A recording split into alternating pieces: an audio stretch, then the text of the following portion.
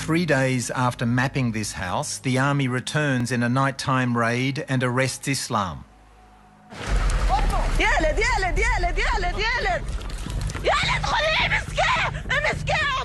Later, police come for Islam's 9-year-old brother, Karim.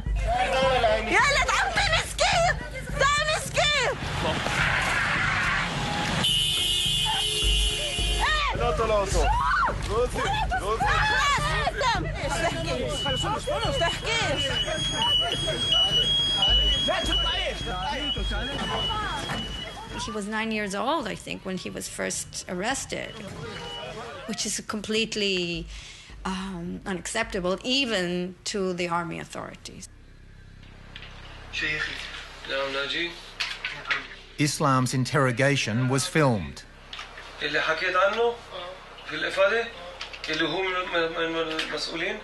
It quickly becomes clear that what the authorities really want is information about the leaders of the non-violent protest movement in the town, including Bassem Tamimi.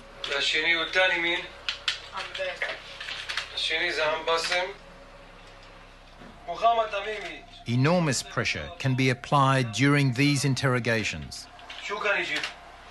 You tell the child, you can be released today if you just, from time to time, provide us with a little bit of information about who the troublemakers in the village are. Or sometimes there's offers of money, generally not a great deal of money, but the child can be offered money, mobile phone, threatened sometimes.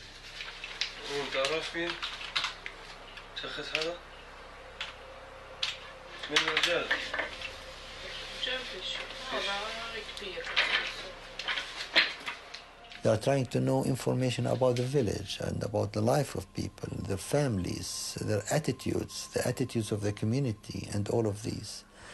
And the most vicious and the most horrible thing, to push people to collaborate as collaborators with the occupiers, to put them under the stick and carrot process. If you reject this, if you are refusing this, you will be punished, you will stay longer in prison. So this kind of converting a child who's not responsible on his act to be a collaborator is not just helping in information gathering for the Israelis. It's breaking this child forever. اعترفت إنه بضرب حجار ومين بضرب بس صار المحقق يحكي لي بدنا إياك تقول هذا الإشي وبدنا إياك تحكي هاي الأسماء. There has to be a pattern because the interrogators will want to gather information about possible violence emerging from a certain area or from certain people. And I think that's perfectly legitimate to ask people who were arrested for being involved in violent actions, to ask them where they come from, why they have been involved in such violent actions, who sent them, and whether there are more people coming from the same place with the same intent.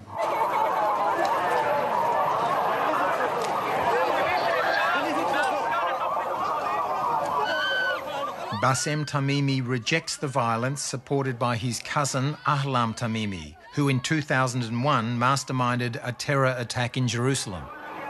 We reject all type of terrorists around the world. We are against harming the human being life for any reason, but we are struggling for our right to live in peace and to build a state of peace for everyone. And we ask our enemy to remove the occupation. This is the Samaria, and we see here Ma'ale Adumim. But this will never happen, according to Daniela Weiss, a founder of the settler movement. In the 1970s, Daniela Weiss would regularly meet Ariel Sharon, then Minister for Agriculture, to plan settlements so no Palestinian state could emerge. You and Ariel Sharon were determined there would not be a Palestinian state. With my many talks with Ariel Sharon and with my work with Ariel Sharon, there was a clear understanding, a very clear planning of spreading the Jewish communities in the way that there will be no option for a Palestinian state in Judea and Samaria.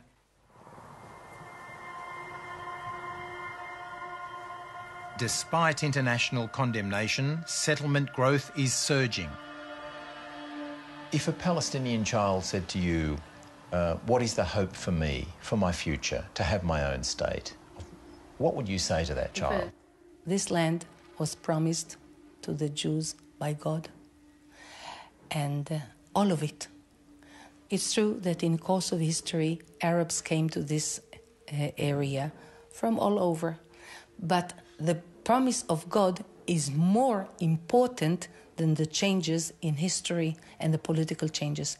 That is why you have to put it deep, deep into your mind that you do not have any chance whatsoever in any point of history, neither you nor any of your offsprings, to ever have an independent state of your own here.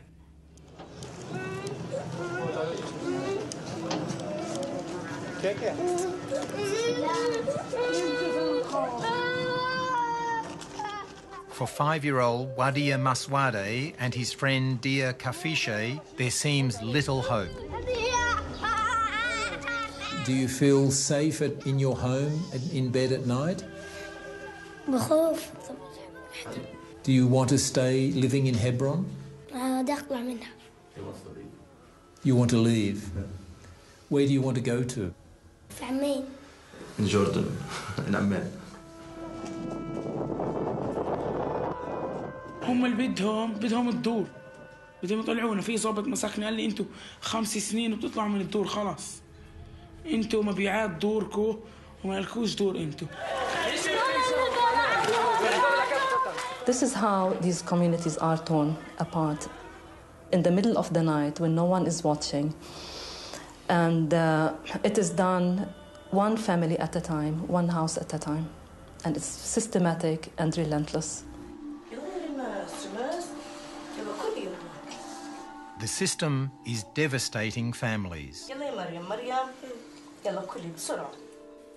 أنا يعني الساعة اللي إجوا دقوا علينا الباب لغاية كل يوم، يعني أنا بصحى على نفس الساعة. حبيبي تحبني. إسلام، أنا لما فت على المحكمة سوري لليوم يعني صوت السلاسل اللي مربط ابني فيها هذا البيبي، جا صوت الجنزير يعني كان رن رن لليوم أنا بيجي بداني.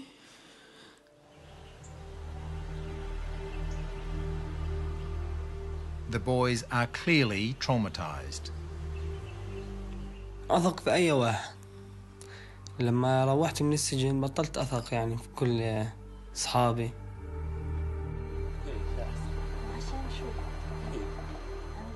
أنا هيك بحب أظل صاحي، إنه إذا رجعوا يأخذوني ما أقدرش إنه نايم. ميسي رونالدو.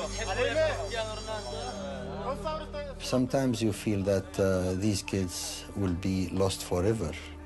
So our work with them is to help these kids get rid of the psychological impact which might destroy their lives. And this might lead them to whatever extreme you can imagine. This long conflict between Israelis and Palestinians is one of cycles and revenge. Today, Israel is strong. But what happens when this generation of Palestinian children comes of age?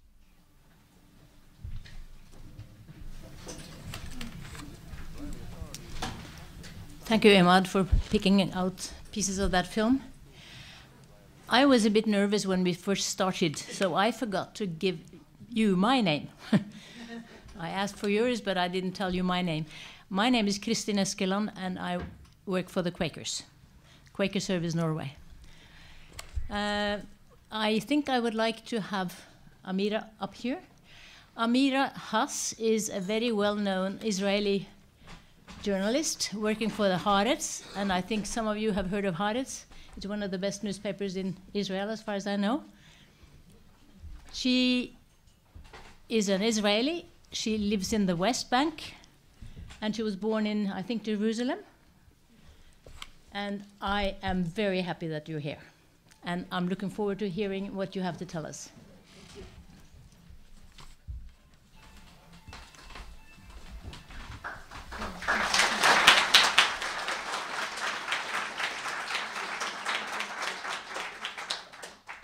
Thank you.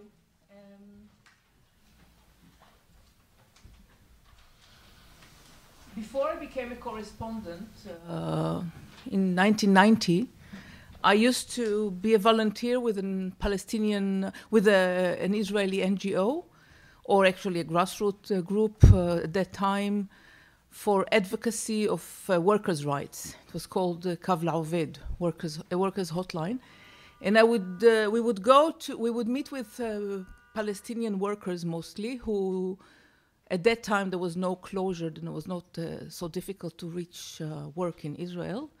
And we used to meet with them either in the streets before they got to work, or by from mouth to mouth, work of words from mouth to mouth, and approach their employers who did not pay their salaries or violated their rights. And I would go then very often to meet with workers also in villages, and I drove in my car. It was in the middle of the first Intifada, and I was going to villages in the West Bank. And my father was really very afraid for me. And he said, why won't you take a taxi, go by Palestinian regular service, taxi service, instead of going with your car? Because, of course, my car had yellow plates of an Israeli, which can be interpreted inside the occupied territory as a car of a settler. Anyway, a car of the occupying power, somebody from the occupying power.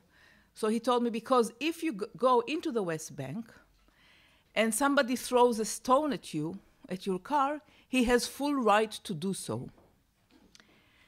Now, I'm not sure my father was well versed with international law at that time, or later on, or really cared much about international law. But he, as a communist, he was a communist. It was very clear for him. A people under oppression, any group under oppression, has the right to resist.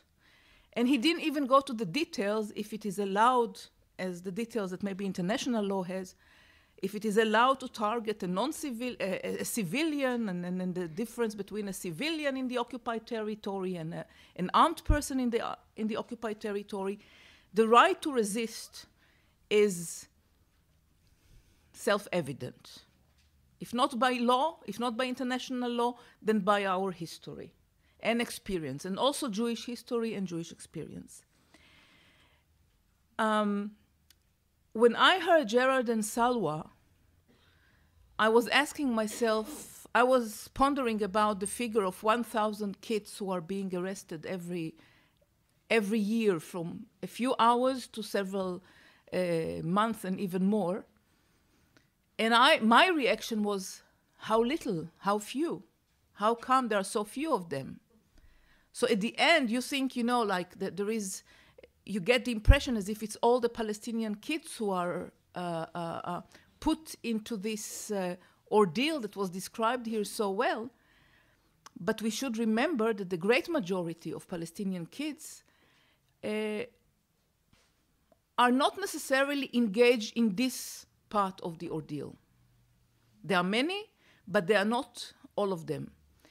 And they are mostly, and this is very much a class issue, they mostly come from the poorer families in Palestinian society. They come from villages and they come from refugee camps. They don't come from inside cities or from villages which are a bit far away from settlers and settlements and bypass roads. They don't come from the Palestinian middle classes. It's very much a class issue. That has to be taken into account here, because I think that later on in the discussion, it is a question, what can be done, is that also has to be addressed to the Palestinian society and the Palestinian leadership. But having said that does not mean that what the stone, the message of the stone, the message of resistance to the occupation, that this message is not shared by everybody and by all the youngsters and by all youth, even those who do not go to throw stones. And actually it's, and you can understand, you can feel that you hear that message in talks, and the messages that I've been hearing from youth in the last years are the ones, or the one main message is the one that prompted me to suggest this title to my talk: Is the State of Israel Viable? Because more and more in the past years, I hear from Palestinian youth very clear statement or a very clear conclusion that it is either them or us, that it is either Israel or the Palestinians.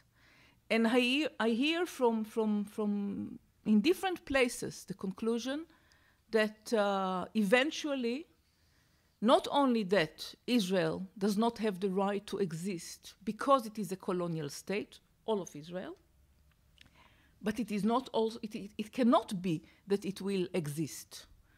It cannot exist the way it is, or at all. This is things that I hear from youth as a journalist, and not only as a journalist, as somebody who lives among Palestinians.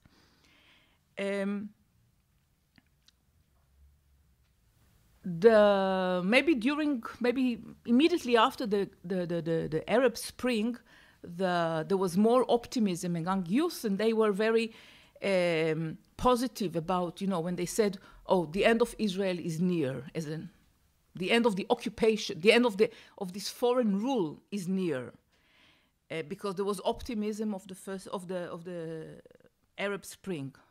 Later on, when things became messy, as we know, I hear more this phrase: it is either them or us, but peace is not possible. And this is strange that they can envisage a reality where they can actually do away with Israel, that Palestinians can eventually fight against Israeli occupation and Israeli power and not reach peace with Israel, but actually bring to the end of Israel. This is very strange because they also get so many, because the strength of Israel now seems so invincible. Israel seems so invincible.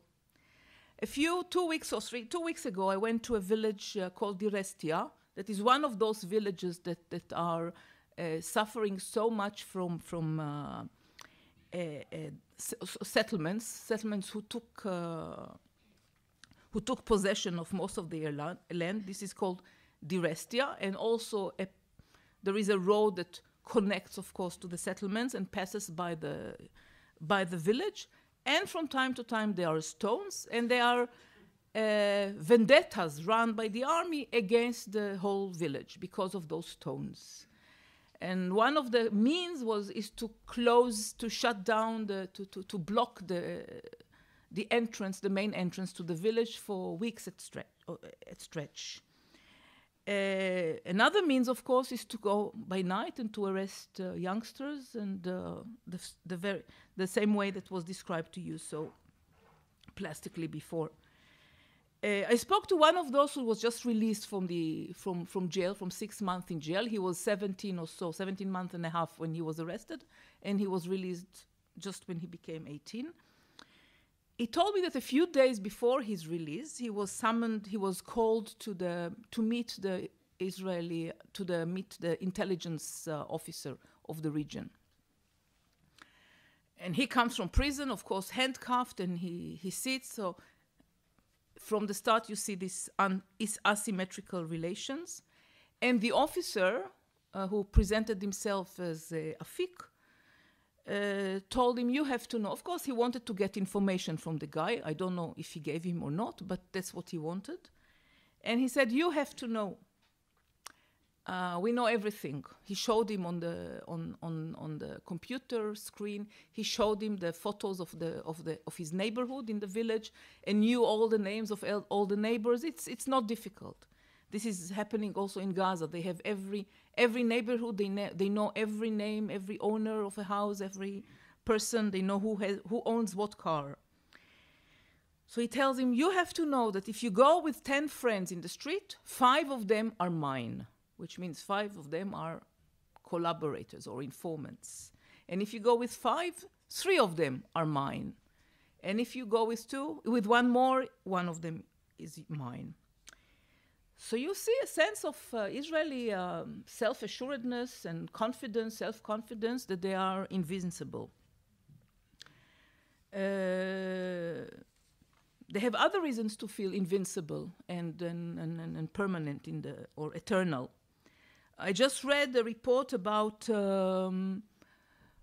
Israeli technique, which is used, very, very sophisticated technique, which is used in the Mexico-US border to stop infiltrators, so-called infiltrators. And this is some device developed by an Israeli company, Elbit. I think one of those companies that your funding, your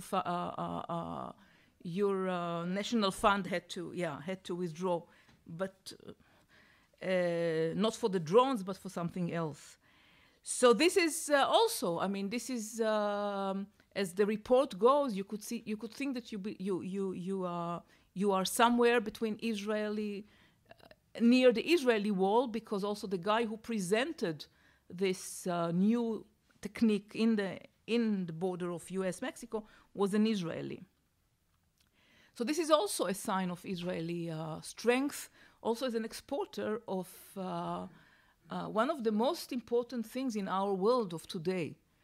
This expertise in military and security knowledge and know-how and techniques. Israel is one of the main exporters of such expertise to the world. So it makes us very strong, and we see that the world is not, it's a world that is built now on containing social unrest, where such devices are very important. But there is another aspect of Israeli strength, not only these military ones. There are other aspects. A few years ago, I went with a Palestinian friend of mine who was also just released from jail. We went to see the Israeli book fair. It's a huge event in Jerusalem, in Israel, in every city. And tens of thousands of people visit the book fair. And there are also many new books and many books that are being, and serious books, not only cooking or, I don't know, but serious books which are bought and read. And this Palestinian guy who just came out after 15 years in jail, he told me, self-reflecting about Palestinian thoughts about winning over Israel, he said, and do we think that we can combat and we can outwin this society with all these book fairs? So yes, there is a very strong, the culture in Israel is very visible. It's very strong. We complain, of course, that it's not enough.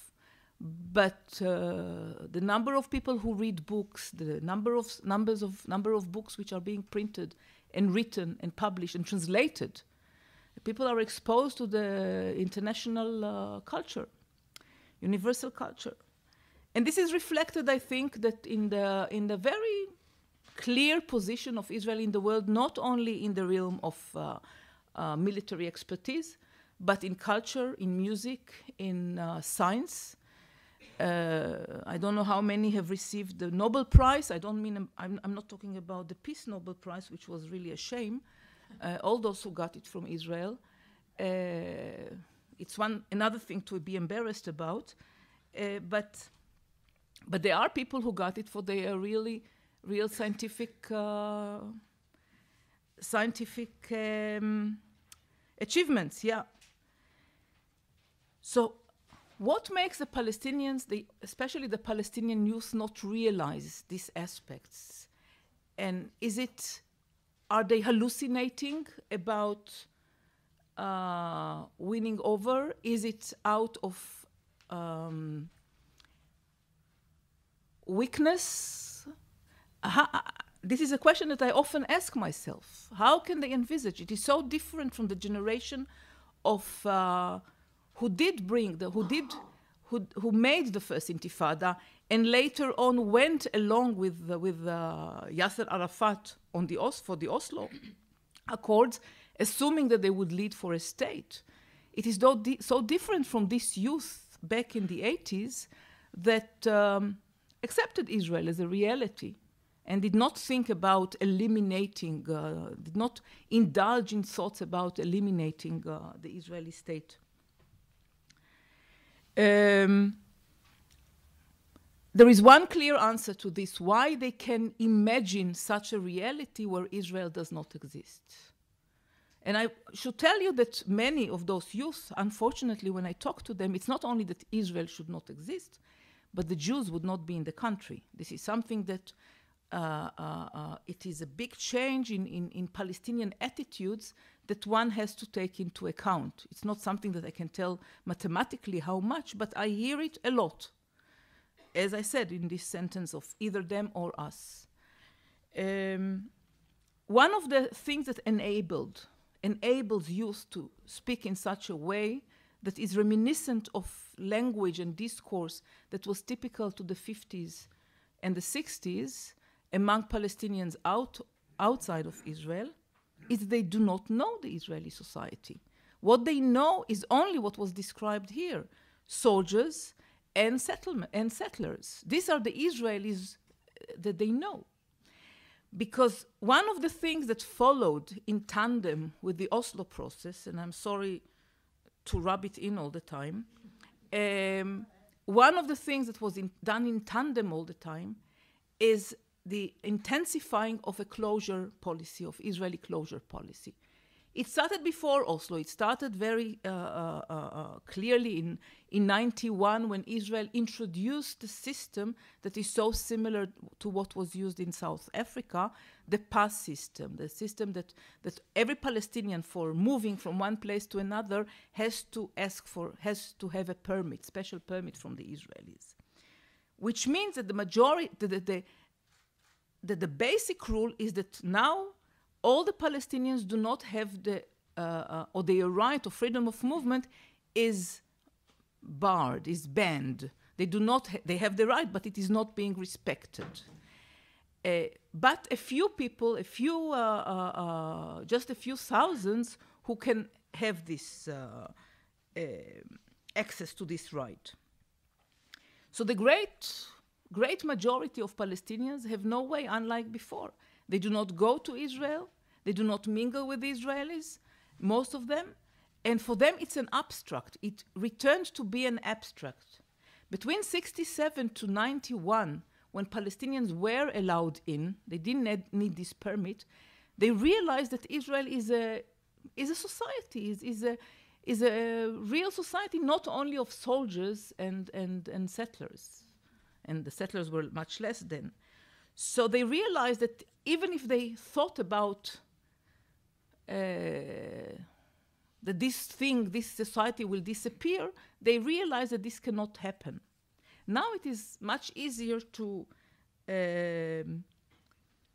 make an abstract about the Israeli society and think, and again hallucinate about the disappearance of this society and state. This is true, but this is not the only truth here. Because there is something very deep when Palestinians actually say that Israel cannot exist and Israel should not exist. They actually relate to the real Israel, not to the Israel that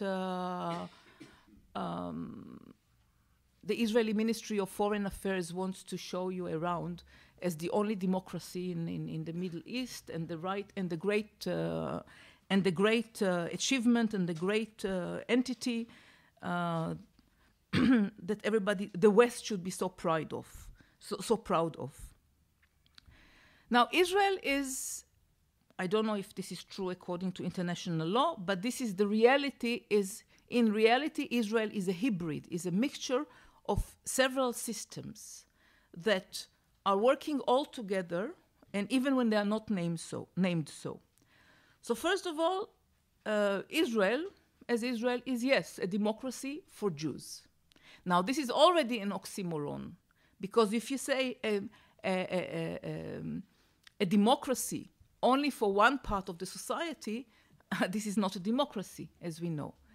But the sense of pride of being a democracy is, of course, fuels much of Israeli success outside in the world. But this is a democracy for Jews, and some call it, or name it, ethnocracy. It maintains a military occupation.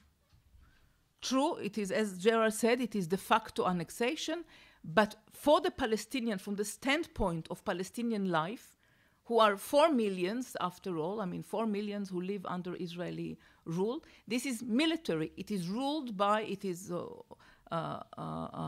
maintained by military laws, military decrees, and the sovereign, the sovereign in the West Bank for sure.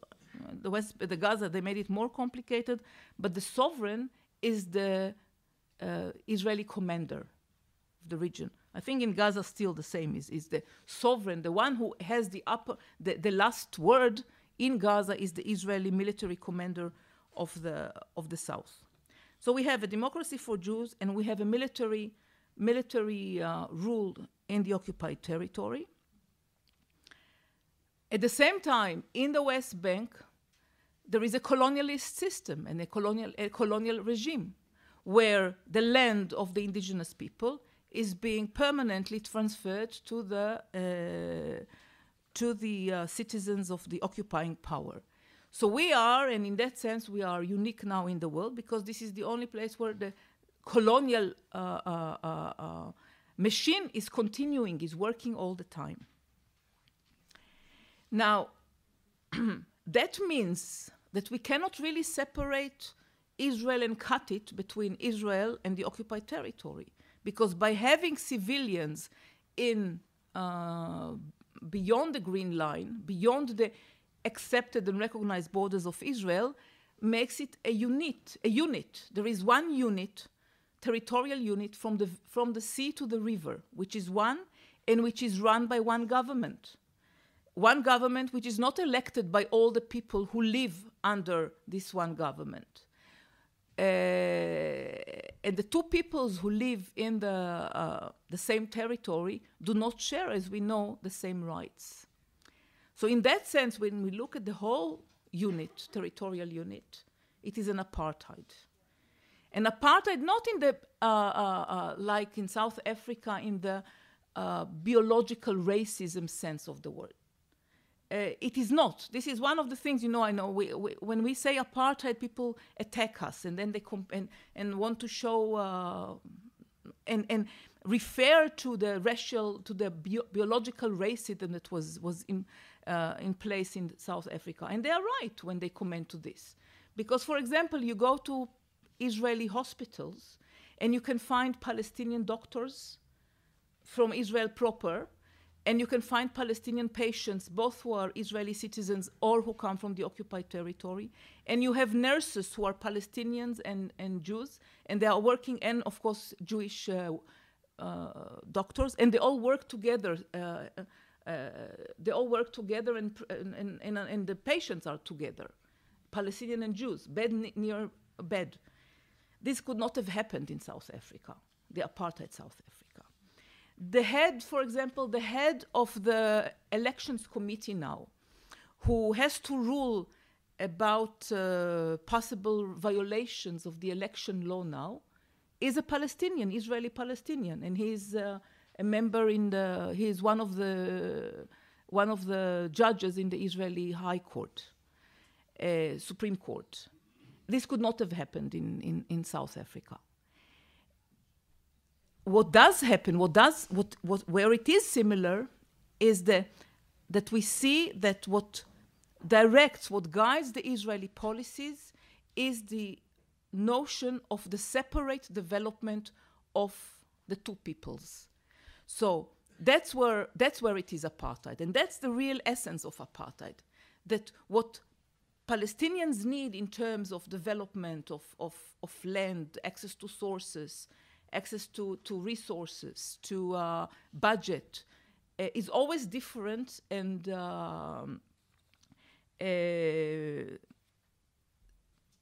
under the Jewish standard.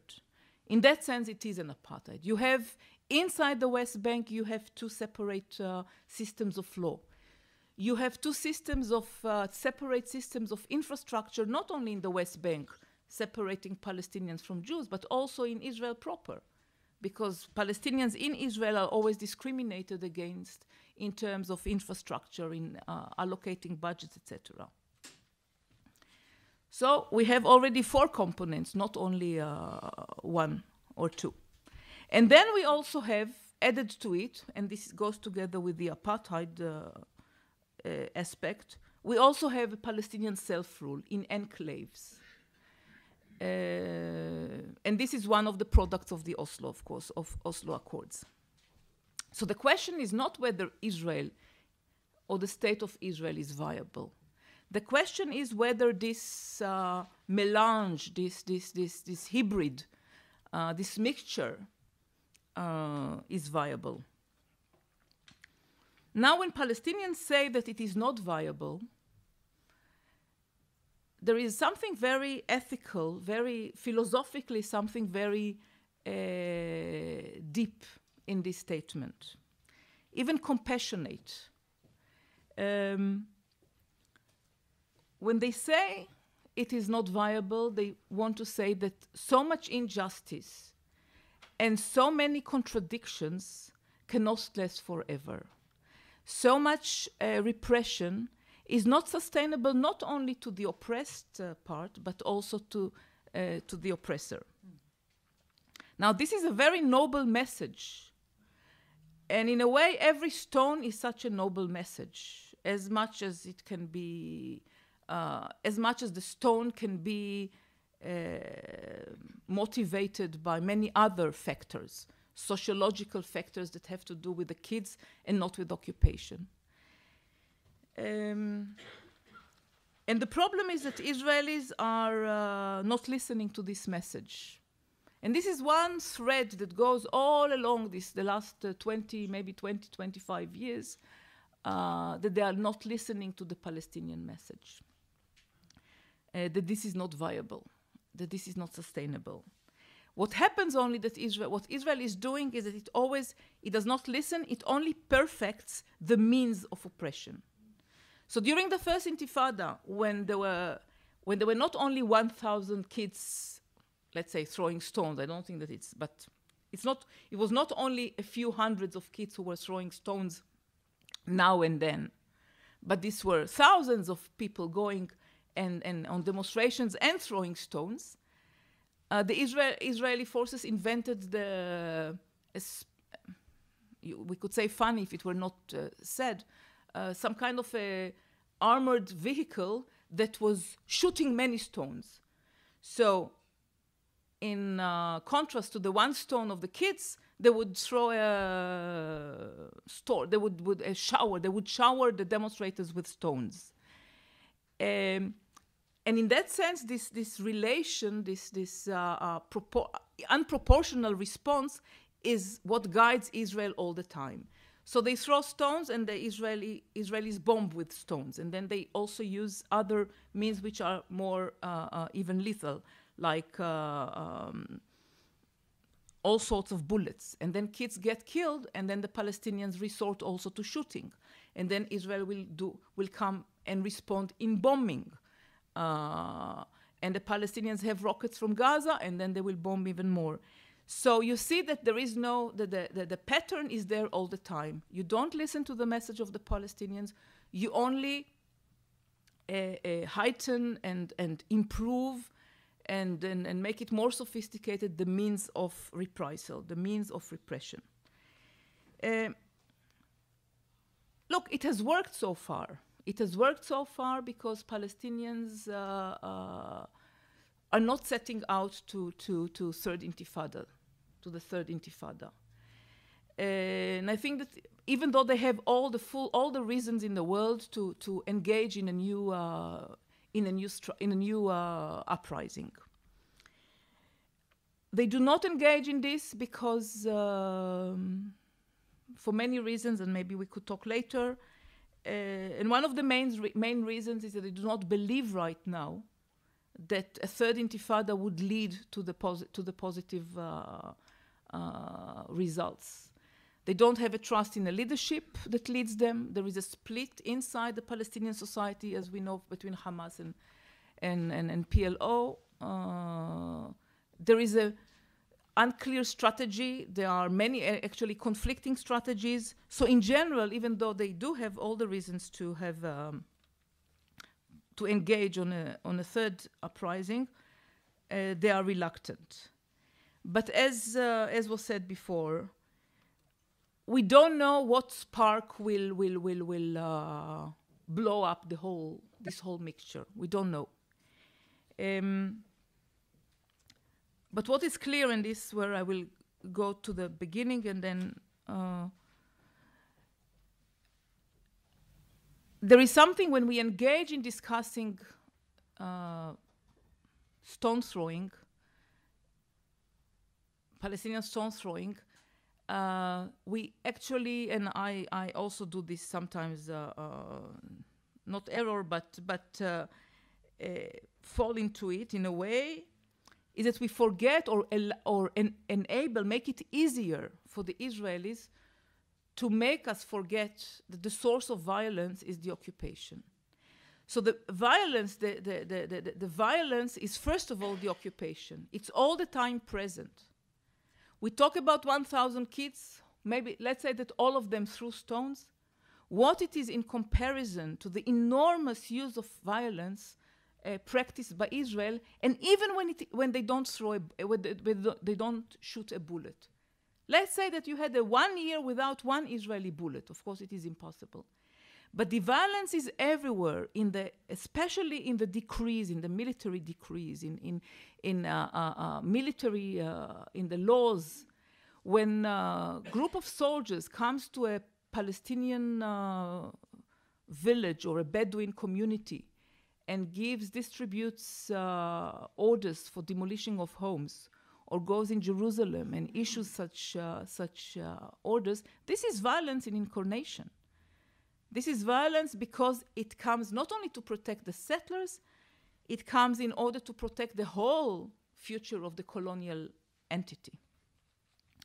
I mean, it's not just defending the settlers themselves who are right now living in the occupied territory, but to enable the future, to enable, as Daniela Weiss said, the takeover of the entire thing.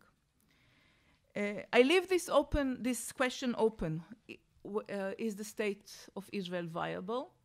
I don't have a clear response, but certainly, if the Israelis want, Israelis are maybe it should be another component in my melange. The Israelis see Israel as a normal state. So of course they are deluding themselves about being a normal state. So the question is for how long and for how long they will continue to engage in these illusions that this is a normal state, that they are a normal society, that it is normal to continue and occupy 4 million people against their will. And what are the means not only to make Israel accountable to international law for the sake of the children, but what are the means to shake this Israeli illusion that this is a normal state of affairs? Thank you.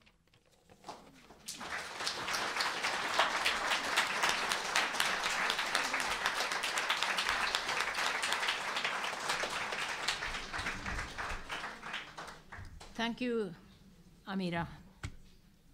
Food for thought.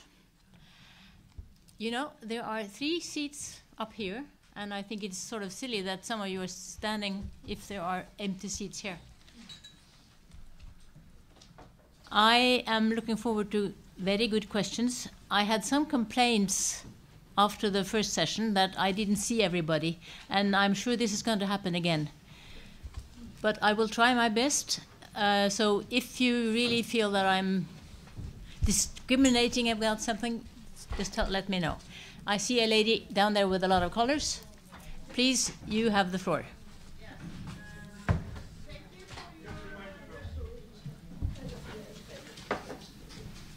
I was ordered by my neighbor to stand up. Okay. Yeah. I was wondering what could stop Israel is the stop of Americans' financial and political support. Kan dere være så snille være stille?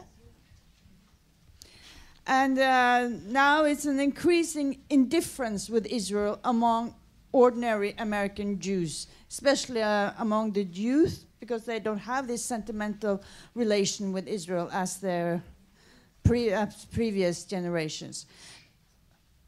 So I was wondering if that could be one thing. And another thing, it's a very militarized society, Israel, and it's such very filled with violence, and that is very destructive, and it will backfire.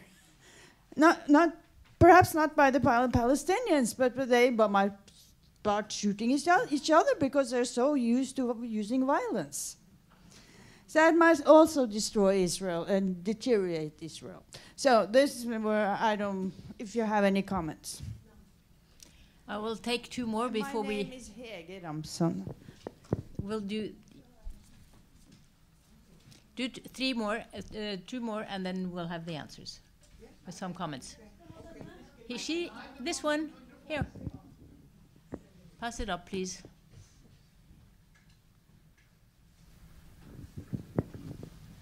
My name is Ingrid Steinitz. I'm from Denmark, but I've been living many years in Israel. And until 69, I got enough. Hello, I got enough of the occupation, I think it was.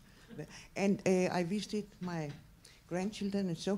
Can you use the microphone? This summer, and the shocking thing is you don't see the Palestinians are invisible.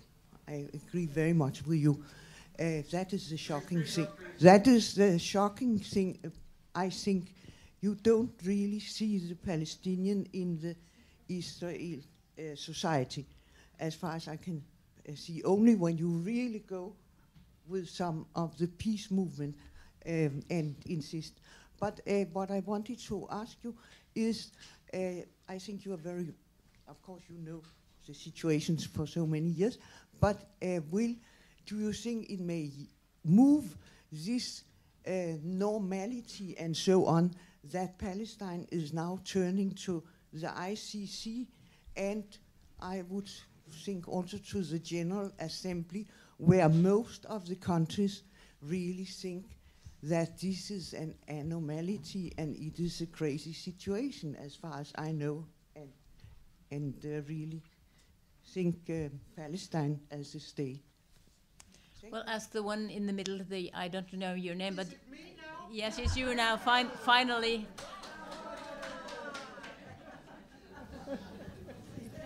Thank you. I had a hard time this morning. I was never allowed to ask my question. Here I have a new question. Yeah, all right. It's your comment on apartheid and the fact that you cannot describe Israel as a state of apartheid because of this and this and this, and all you say is right. I don't think anybody disagree with you. I said it is apartheid. No. Yes, she did. Very clearly, it is apartheid. But not the racial, not the racist, not the without way. The racial, without the South African racial aspect. Yes, that you said. Okay, but I think that it's very important that we find a category that we can agree on in order to describe the system of Israel, we could call it neo-apartheid. Because I think also Israel is a neo-colonial regime and a neo-imperialist regime. You said Israel is not a normal society because it's, on one hand, it's a democracy, on the other hand, it's a clear-cut occupying country. Israel is so many contradictory things. And maybe that is the normality of Israel. It's a neo-apartheid, neo, and so on. That's one question. The other question is, there are 1 million Russians immigrants in Israel. Do they play a collective role somehow, or are they, what do we call it, split up in different political directions? That's my question. Thank you very much. I'll give the floor to you now that you can answer those three.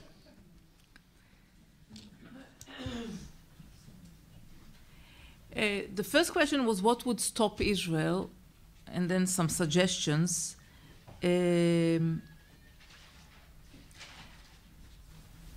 Basically, what can really unleash a series of changes, I believe,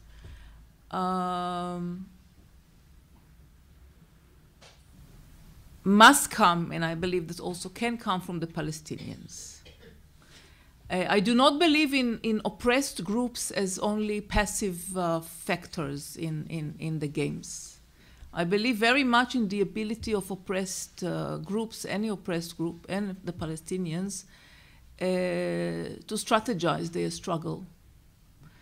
And yes, the Palestinian politics has suffered many blows over the past years, and because of wrong miscalculations, because of Israeli manipulations, mainly because of Israeli manipulations. And it's not that I say that only a change of Palestinian struggle will change Israel, not at all. But this change is needed in order to force the world to behave differently. This is what, it's not that, for example, I spoke yesterday with Sissel. She told me about her documentary about the donors. Yeah. Now, as long as the Palestinians agree to this game of getting donations from the world, which are put with so many conditions, and we know that all these donations at the end are benefiting Israel and are subsidizing the Israeli occupation, then yeah, it will not change because everybody is in this game. So the Palestinians are made into a people of beggars, while we know that if even under Israeli occupation, but if Israel didn't impose all these restrictions on freedom of movement, Palestinian economy would have been sustainable, even under occupation, just as the Jewish economy under British mandate was sustainable, because the Brits allowed the Jews to develop. So one doesn't have to wait for the end of occupation in order for Palestinians to sustain themselves economically. And they are hard workers, and as we see in other places, that when they don't have thousands of restrictions, they do not need to be beggars, as they are made into now. But this needs a different politics on the part of the Palestinians. So this is also a change in their, you know, by the way, the greatest donor of humanitarian aid in the past year was the United States. It's very interesting, to the Palestinians. So for food supply, for all kind of emergency projects, etc., emergency for like in times of disaster, but the disaster is human-made disaster. So of course it is clear that the donation system, the whole apparatus of donations, is intended not to help the Palestinians, but to sustain the status quo, and to assist Israel in easing on Israel as the occupying power. Now it's very, very thin, the thin thread, border here between neglecting the Palestinians and stopping this mechanism. But it needs strategizing, and it needs that stratas of Palestinians that also benefit from it, not only for food aid, but they benefit from the bureaucracy of donations, the bureaucracy that has been created, that they are ready to give up these limited privileges that they have received over these years because of the system. So it needs much more than just the slow change among the Jewish community in United States. Now, the American aid to Israel, it is not, the aid is given to Israel, and the support is not really an aid and support. It is the cooperation of two allies. And Israel has a role in the American politics, global politics, and especially in the Middle East. And also, as I said before, also in developing the military expertise. So we cannot think of America, we cannot think of like separate, and that it's just a question of public opinion. Because as long as Israel fits into the planning of American policies, they are part, they will be supported. And the proof is now.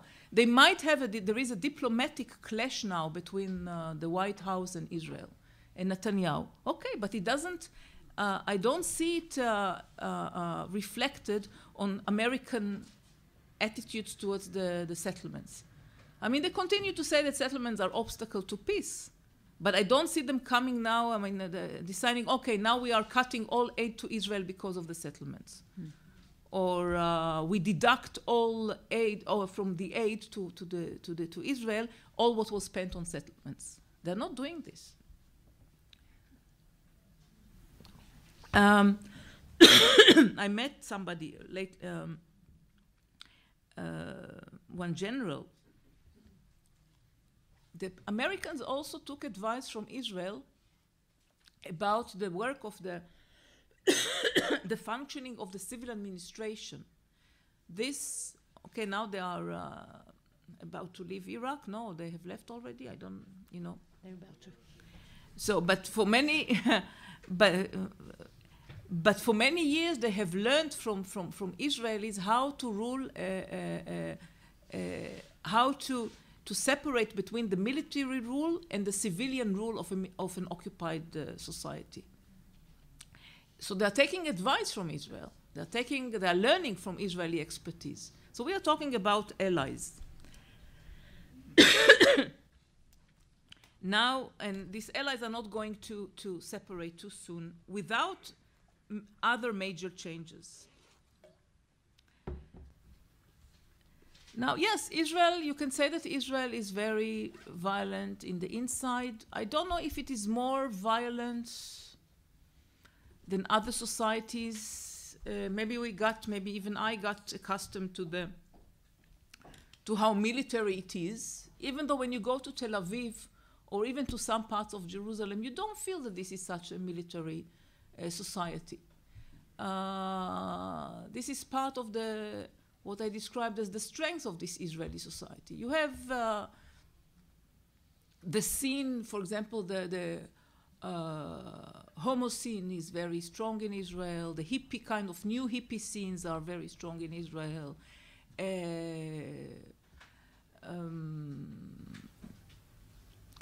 And you can see both. You can see people who were just left the army and now they are engaged in all kind of environmental experiments and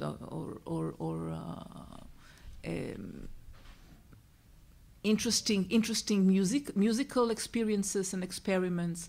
So it is very contradictory. The things are very contradictory. If it were so bluntly internally violent, it would have imploded long ago. Sometimes I think, sometimes I think, I'm still in the first question. Sometimes I think that it's like that they take out all their violence, take it out and leash it out against the Palestinians, and then they can come home and be very nice. You know, and it's this schizophrenia, of course. In short, what I want to say that it's not, the recipes are not so easy, you know. And again, I would insist, the first thing is needed is a tremendous change in Palestinian politics and Palestinian strategies. Which brings us, of course, to the ICC. There is a potential here, of course, and even though it is clear that Abbas was led to sign the Roma Statute, or to join the Roma Statute, and was not doing this happily. It is not out of comprehensive strategy that was developed in the presidency, in the PLO, but he was pushed to it, first of all, because Israeli stubbornness and Israeli arrogance all the time, not giving him even little crumbles, as Labour have always expelled. You know, Peres, which is also one of the big mysteries of this diplomacy, how he is seen as a man of peace, Peres. So Peres knew how to throw all kinds of beads and candies to the Palestinians to prolong it. And Netanyahu and Likud are in the stage now they don't think that this is even needed. The ICC, and again, I'm not coming from legal background at all, and I must say that in the past 20 years I find it even more difficult to understand, because some things are so obvious, and then even without laws and without international law, and still the occupation and the repression go for so long. Just a moment. But the going to ICC is good because it makes Israelis nervous. We probably use, there are many cases that might not be brought to it's not easy to bring to ICC. Probably if Palestinians insist on bringing names of Israeli commanders who bombed Gaza, the smart Israeli lawyers will come up with every detail that they have about every Hamas person who launched a missile, or not a missile, a rocket. So this will be difficult. But for example, and this is also indeed one of the things that the Palestinians are advised to do, if, for example, they are going mainly about the settlements, this is easy. To go and to ICC and to file complaints concerning the settlements, because this is clear violation, as Gerard said before, exactly. And even if it doesn't work, it will make Israelis nervous for several years. So it's very easy to find the names, for example, all the architects, their names are known, it is not secret. Unlike commanders, by the way, that are not everybody known who bombed Gaza. The pilots' names are not known, but architects who were engaged in building those monstrous settlements, they should know that they might be taken accountable. But it is a long process, the ICC, and it should not be seen as the only venue for Palestinians. Because ICC, as I said, without a total strategy of resistance on the part of Palestinians and a strategy of popular resistance, can take very long and also very painful, but it's worked out in harmony of several Palestinian factors. This can strengthen ICC. ICC as an isolated step, Israel can outsmart it easily, I'm afraid, when it is isolated. Yeah, it's also... Yes. Yeah. I think we'll need to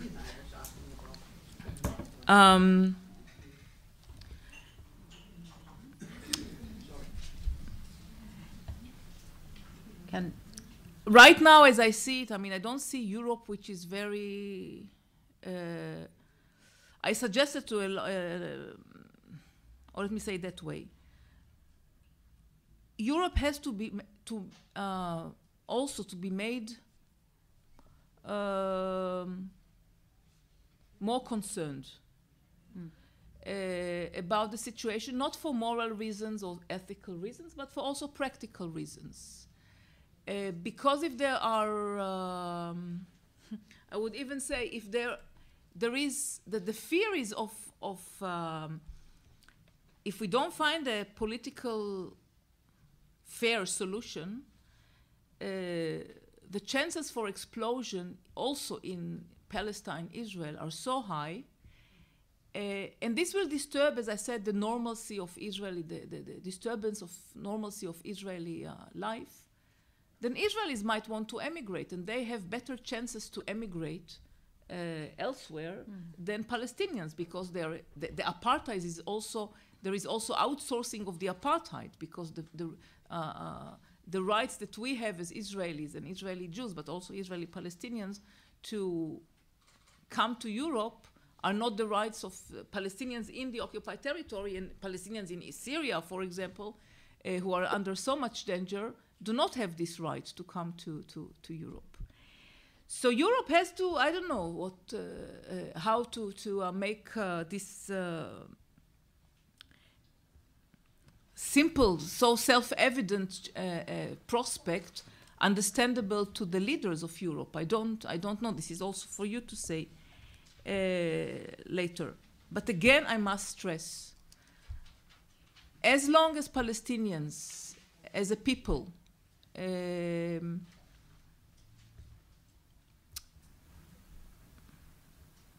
cooperate or accommodate to this status quo, it'll be very difficult to make a change. Now, yeah, so I just one more.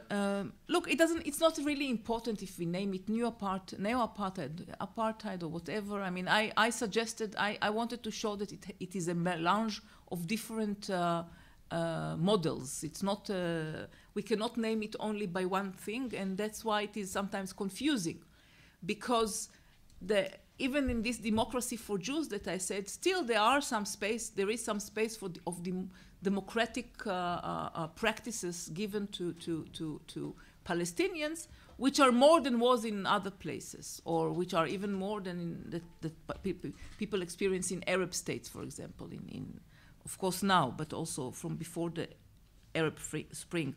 But this is this combination and the dovetailing of different systems that makes it so strong. It is dovetailing of different systems that seem contradictory, and when separated from each other, don't seem so bad. But when it is all together, it is very violent, even without the use of military power. Yeah. The Russians have had for a long time a very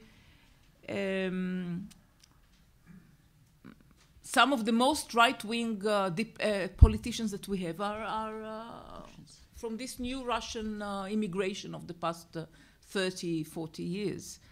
There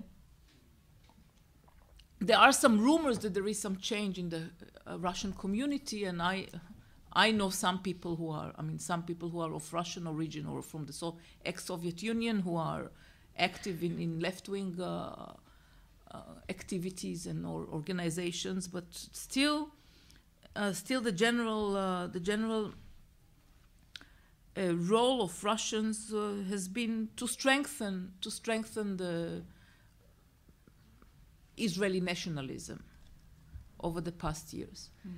But also because many Russians, I think, are settlers, even settlers in the Jerusalem settlements, for example, or in the settlements that are seen as kosher, of course not according to me, like Ma'ale Adumim, or like the big settlements. So that you have many Russians there. So their role is like the role of all the other settlers. for them, this is their this is their interest, and this is and they profit from this situation, and this is what explains why the Israeli society in the past 20 years have gone so much to, even more than before, to the right wing. You could say that 25 years ago, before Oslo, before the accords and the changes, it was quite accepted in the Israeli society, the slogan that peace is not possible with the settlements. It was very clear. So people thought, okay, we can do without peace, we have the settlements. But at the same time, people were not attracted to move to the settlements. In the West Bank, also in Gaza. In Gaza, the reason that they dismantled the settlements in Gaza is because it did not become a mass phenomenon it did not become a mass project of colonization of settlements. The very few Jews who lived there, 7,000, indeed controlled 20% of the land. But they were only about 7,000 by 2005. So this was not a successful project.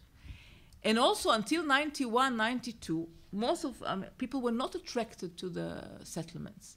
But with the accords, with the Oslo Accords, the signal to Israelis was that it is possible to have peace with settlements. Because in a strange way, the signature of the acceptance of the settlements as an issue for negotiation, but in the future, legitimized them, legalized them in the present. And that made the task of Israelis to attract Israeli Jews by giving subsidies for moving to the settlements much easier. So this is why we have a shift now in Israel, we have had in this past 25 years, and with new generations who don't know what it was before, they take the whole situation as something very natural. And more Israelis than ever profit from this occupation. So I wouldn't separate here the role of the Russians from the role of other people who benefit from this current of affairs. And of course, the Russians are also, they also got, you go to Nazareth.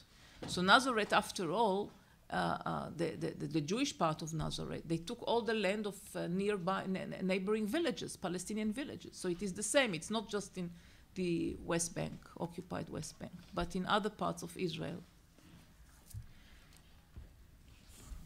I think we will go on because we will have more time, but we're already sort of over time. And I think maybe we'll give three people, Berit and Cecil, a few words, and then you answer so that we extend this part a little bit. Okay. So that, and the rest will come back when we have the panel, okay? Because otherwise we won't make it. My name is Berit Wall from Grandmothers for Peace. I have been sitting here wondering why our politicians are so unwilling to be stronger in their reactions to Israel. And I was thinking that they should have a strong identification with what is happening, because we have had enormous deportation of people during our war from Finnmark and burning of a lot of houses. We have had the Jewish deportation to the concentration camps and a lot of other things. And a lot of us who are here have been children under the war and have had people in prison and been refugees and things like that myself has experienced. And a lot of our politicians has been in the same condition and has seen and experienced in their families a lot of cooperation with the Nazis during the war and things like this. So why don't they identify? Maybe we should ask that question at the panel. Because we have the one politician right in front of you, but I think we'll pass on. That's what I was wondering. Okay. I think it has something to do with that they don't want to identify. They don't want to remember. Because some of them have been perhaps also what we call striped. They had cooperated, so perhaps in the families, and they don't want to know anything about our history. Please, you pass it on to the... Yeah. Here. No, this one. Here. I forget your name all the time. I'm still Katrine, the chair of the Palestine Committee of Norway. I was quite horrified to hear you speak about the things that you hear from the youth, and connecting this to the previous session with what seems to be a systematic attempt to break a generation.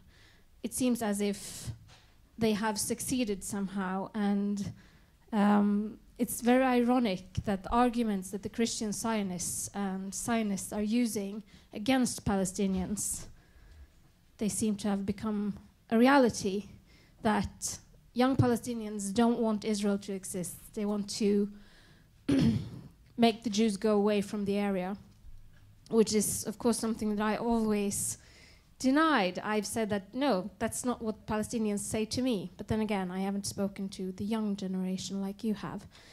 And my question is, how can we address this issue, and who is responsible? Is it the responsibility of the Israeli society to create some kind of awareness of how this mechanism come to reality, and also what kind of responsibility lies upon the Palestinians for this? Okay, then Cecil Wold will be the last one in this part of it. Then we'll come back to the others later. Cecil Wold, I'm a journalist from the NRK. I have one comment and one question. You said that the Israelis feel that they are living in a normal country, and it's true. I lived in Tel Aviv a few weeks for the first time before Christmas, and it just feels like everything is normal there. You know, you just get in a good mood. It's like a completely different planet from Jerusalem, where you really feel the conflict all the time. And I think that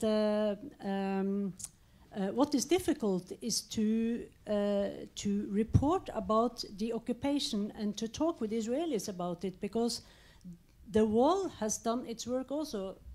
Most Israelis have no idea what's going on the other side, and they're not interested.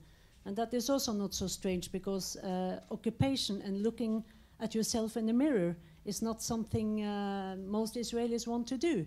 And I think also the gap between Israel, I mean, what you call normal Israelis, Israel is very divided and diverse, but still, it's really a widening gap, I think, after the first Gaza war and the Mavi Marmara, because then the journalists, especially the foreign press, continue to report about the occupation, what's going on, and you're just seen as reporting things that are anti-propaganda. You are called anti-Semite, and we also seen a lot of campaigns against foreign journalists that you are not telling the truth, you are just smearing Israel.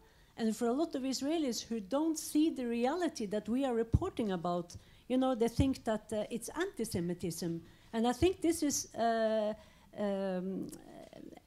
getting stronger. I think this feeling of foreign press and also Europeans are more anti-Semites because they complain about the Israeli treatment of the Palestinians. I think this is very disturbing, and what you see after Charlie Hebdo, the attack on Charlie Hebdo, and also the attack of the kosher shop. So you see that Jews in Europe are attacked. You know, it's very confusing. You know, I just think this is very difficult also to report, because if you report very critically about the occupation, you're also sort of labeled like a leftist, or you are just anti-Israel. And I think it's important to report after, I mean, the guidelines of the human rights. So, you know, I am just troubled by this. My question is something else. You were talking about the Palestinian leadership, and I'm always wondering, you know, how long is the PA, the Palestinian Authority, going to exist? And, you know, why are they still keep going on? Abel Shat and Abu Mazen, I mean, he's old now, because the Israeli government are really pressing them sometimes. You know, why are they still hanging in there, dealing with the cooperation, the security cooperation? You know, why don't they just dismantle itself? And do you think they will dismantle itself, or is it too much personal interests? Okay, thank you. We'll call it quits, and we'll answer the questions, and then we'll come back. I will leave out the question for about why Norway is not different to you to answer, not to me. Now concerning what the youth said, it's always a dilemma for me where and how much I talk about it. Because, you know, it's not I didn't conduct a poll or you know, real research to say that this is the majority of youth say so, etc., etc. But since I live among people, and I have what I call my barometers, and I also have friends who tell me candidly what maybe others would not say candidly about what's the mood. I allow myself especially to talk about it in such audiences which are clearly, I don't say just pro-Palestinian, but pro-justice. It's not a question of being pro-Palestinian, it's pro-justice. And yes, it is important to face it. It is important to face this enormous change, even though I cannot quantify it. And as I said, it shows partly of weakness, the weakness. So you hallucinate about some things, but it also shows it's part of the attempt to strengthen yourselves. Okay, at the end we will win also. But it is also problematic when it comes from people who are engaged in activism and who also see themselves as left-wing. This is a problem. Because if you ask ANC, members of the ANC, even in the 50s, it was very clear to them that even when there is an end to the apartheid regime, they said, yes, but this is clear that the whites they have a right to stay here, to be here, part of this future society. This is something that is not automatically natural for people that I talk to. I myself hear from Palestinian left-wingers, I hear, if you are so progressive, please pack your stuff and go out. Not from Ramallah, from the whole country.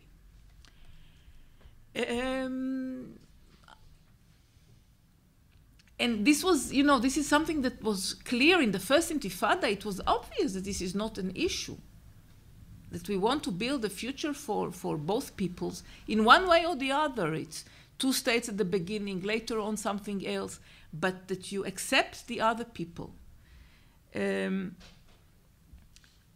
has become more difficult now, more difficult, and I think it is mainly because of the Israeli, because Israel has been so arrogant and deceitful over the past 20 years, so hypocrite. So it is a reaction. I see it as a reaction. And also I see it because there is no mingling. I can tell about myself, for example, just, I went to this Hamas office in journalists' office in Nablus, and one guy told me from the start, I'm not talking to Israeli Jews because I think that all of you should leave. Okay. So I said, okay, that's interesting. So how do you think we make it, and how do you achieve this and why? And slowly, when you scratch and you engage in more talks, he starts to talk differently. He starts to say, I cannot go to the sea, I don't have this, I'm not able to do that, my land was taken or whatever. I see that. So you start to deconstruct his response, his attitude, and he starts seeing in me somebody who is interested in listening to him, and he starts to change what he says. Okay, so I understand that there are Jews who are different, but so many do not have this chance.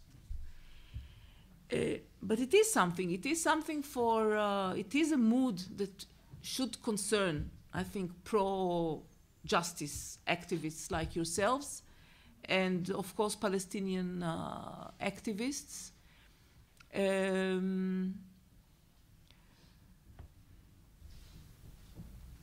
And it should become a discourse, but it's right now there is a kind of a reaction among the people who don't need the help, for example, of Israelis in arranging things. Like you have groups of Israelis who go to villages who are threatened by settlers, and they assist in the agriculture and assist in herding the sheep, and others who work with Bedouins, etc. So these people, these Israeli Jews, are welcome. But it is a form of assistance. I don't say it is a political assistance. It is not charity, not at all. But the mood of we don't want anything to do with Israeli Jews, even from the left wing.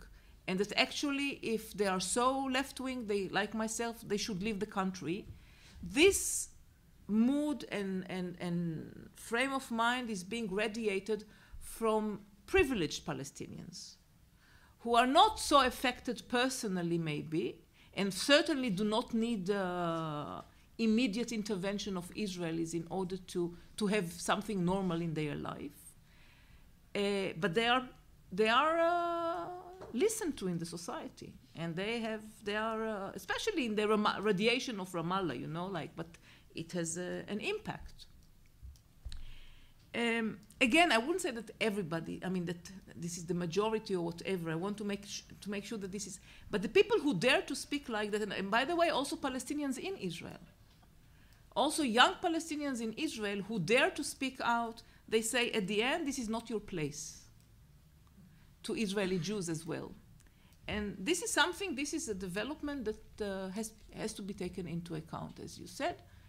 And I think it is important here to also to learn the history of South Africa and to how South Africa saw it and took it. But for me, it is clear it is Israeli arrogance and slyness and deceitfulness that brought to this situation. Now, how long the PA can continue? The big problem now, okay, yes, there are vested interests of PA officials in continuing the situation, because there is a strata that benefits that has benefited from the situation all these past 20 years.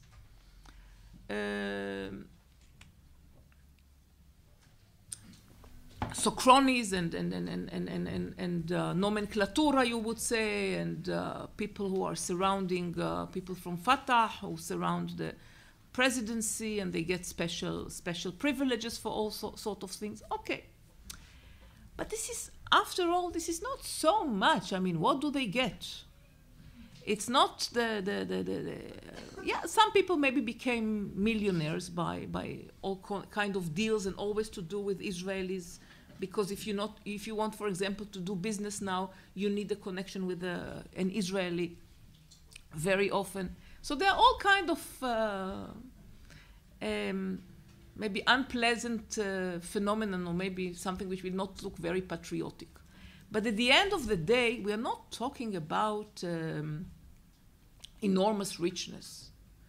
And we are not talking about the too big a community, or too big a strata among Palestinians that holds the PA because of that. There is a growing middle class, a very modest middle class, that is middle class more because of not so much because of the income, but the way of life that has developed over the past 20 years. And we are talking about the neoliberal era. So middle class in the terms of aspirations for the children, and urbanization, and prospects of studies abroad and inside, that right now are afraid to see an upheaval in the situation, because they are not sure it will lead anywhere better. So this is also a backbone of the PA, of the logic of the PA. They might not vote for, maybe they might not like the PA, but they don't think that right now dismantling the PA is good for the Palestinians, because there is such a danger of internal anarchy If you don't have PA, forget about it. Israel is not going to become the occupier of 30 years ago that dealt with the education, that had an officer who was taking care of the education and health ministry or health department or fixing the water problems in the water. Forget about it. Israeli soldiers will not come back to Palestinian cities in order to manage also civilian life, which means it will open the space to such anarchy and self-destructive competition of armed groups that is frightening. It is frightening. Now, perhaps 15 years ago it would have been possible. But right now, and again, it's so entrenched, the logic, I call it the logic of the Bantustans. So within the Bantustans, within those enclaves, Oslo these accords created enclaves, that I'm sure that that's what Israel meant for, from the start. I'm sure that this is what was their idea. And I call it the compromise, the Israeli compromise. It's an Israeli internal compromise between the will to expel all Palestinians from the country, and I mean the whole country, and the realization that this is impossible right now, taken all the political conditions and realities. So the Israeli compromise is to create the Bantustans for Palestinians. So we have Gaza, and we have some enclaves in the West Bank, and Palestinians in Israel live in enclaves. They also live in enclaves. But the enclaves in the West Bank have a logic of their own. And you see Palestinians, it's part of this hallucination that they are inside or illusions. They are inside the Bantustans, and they can feel that they are under some sort of sovereignty. It ends, the sovereignty ends 1 kilometer to the south and 3 kilometers to the east, maybe. But you have a sense of being, not being under occupation. It's very, and I see people don't have the tendency, for example, to travel much. Because if you travel, then you are confronted with the occupation. So you build your little island inside the Bantustans. Where do I see it? That it has a logic and a power with Palestinians who are Israeli citizens. They have the freedom of movement, and they come to those Bantustans because that's the only place where they don't feel the Israeli racism, which is an arrogance, which they feel inside Israel. So they come to some sort of, they rest from the Israeli racism in Israel, they rest in the Palestinian Bantustans. And this is very, so this is very difficult to crack now. So the strength of the PA is not only because of the self-interest of a narrow group, but the entrenchment of the logic of this system. I know that several people have questions and comments, but we will now allow you to go to the loo, and we'll open some windows, and please be back here at 3 o'clock, and then we'll do the panel. And then those who haven't been given the floor may have a chance.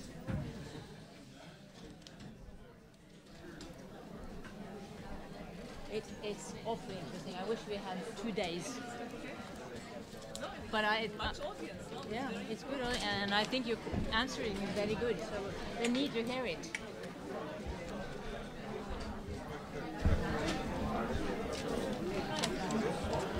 Bjørn Gunnar, du får slippe til litt på.